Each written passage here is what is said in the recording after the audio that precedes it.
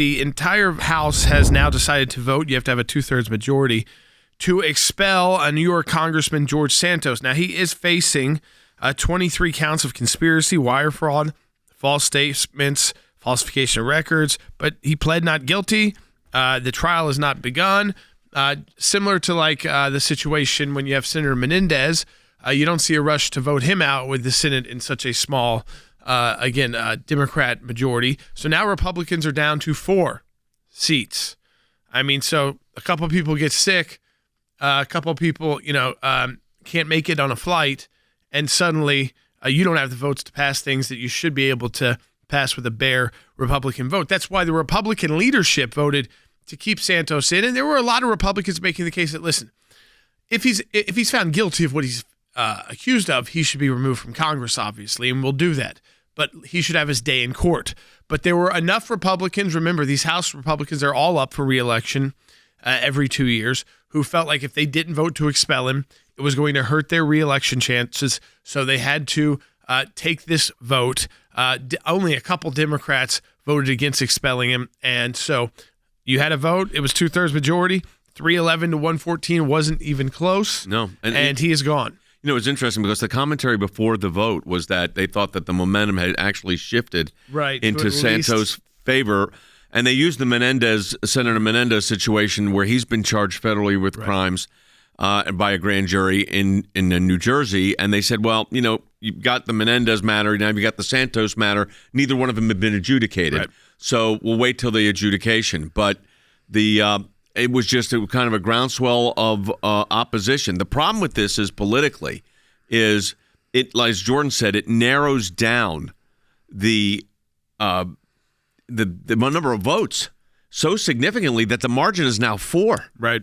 I mean, 4 in a Republican House, which is very, as you know, Dad, diverse. So we've got a conservative speaker right now who is trying to stay in longer than a week. McCarthy. McCarthy's on his way out too. By the way, he's saying he may leave in December. Yeah, and how do those seats do in an election? Well, when here's it's what happens for Santos. So in New York, the Democrat governor Kathy Hochul sets a special election to replace him, and the Republican Party chairman has been vetting candidates.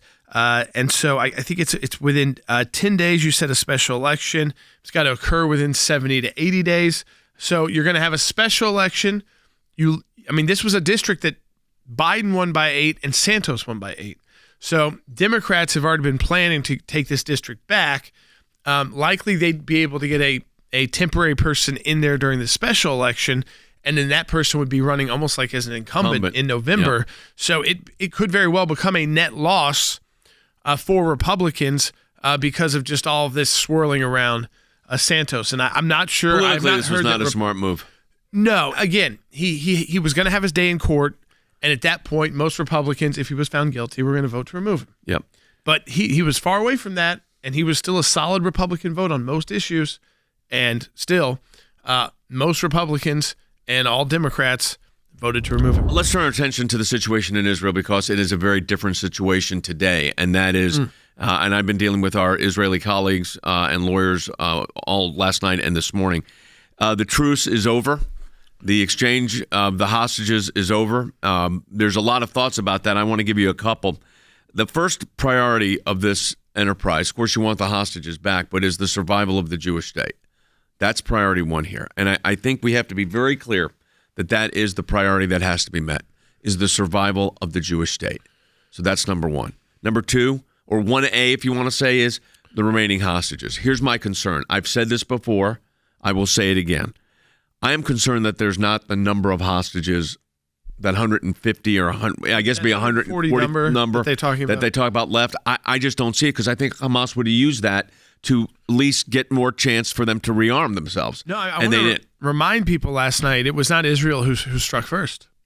It was Hamas. No, so soon after the final hostages were released, they could not hit the number of 10. No. And which they've had difficulty with the last 2 days. Right. Remember, the ceasefire almost fell apart 24 hours ago. And, and I think we were predicting it on this broadcast yesterday. And you can never be certain, but we said, Israel could be back at war tonight.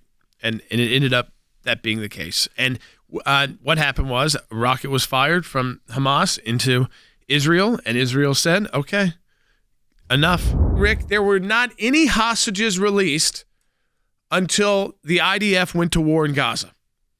And then there was this momentary ceasefire where about half the hostages have been returned, a little bit less than half.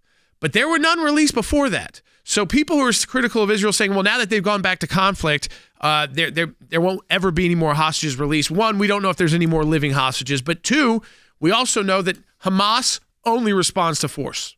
Look, I think most people who are listening to us right now are just thinking, how in the world is this weakness perpetuating itself every single day? Why are we in this problem every single day? And I think the answer is we don't have any negotiation leverage. We gave it all up when we gave Iran money, when we gave them credit, when we lifted the sanctions. And the Iranians know this. They know that when they're dealing with Joe Biden, he doesn't have any power left. And so honestly, we're on the sidelines. The United States government is on the sidelines waiting for Hamas to give us something like our hostages back. We are in a terrible position. We don't have any leverage. And Joe Biden himself is saying publicly, like, I'm waiting. I don't know. We're not sure. We're waiting. We're literally waiting on Hamas. Think about that. This is what I don't understand, Rick. One U.S. hostage was released. I think that was the number, right? One? Was it maybe two? I think one U.S. hostage was released. The Hamas could have cared less. They didn't even respond to it. Any of the overtures from the White House or the State Department. Yeah, the spin is that there are 4 that were released because some of them were dual citizens. Yeah. And so there's a debate on whether or not it's 2 or 4. But look, we know that there are at least 10 more Americans that are held hostage. Anthony Blinken is absolutely looking like a disaster, a weak Secretary of State. Jake Sullivan is not being asked. But again, we talk about this all the time. The reason why this weakness perpetuates itself, not only because we're in a terrible negotiating position, but because our media doesn't hold this White House to account. They are getting away with it. They're getting away with being weak. And, we're all suffering because the reality is the price for an American head has gone up under this administration. I still am very concerned, and I've said it to Secretary Pompeo yesterday, and he agreed that we have not seen the end of combatants join this battle. I don't think it's Egypt, and I don't think it's not Jordan, and it's not Qatar. No, it's the Houthis in Syria and Lebanon. It's the Hezbollah. And the Hezbollah would be the big player. So Hamas was very deadly, but Hezbollah takes it to an entire different dimension.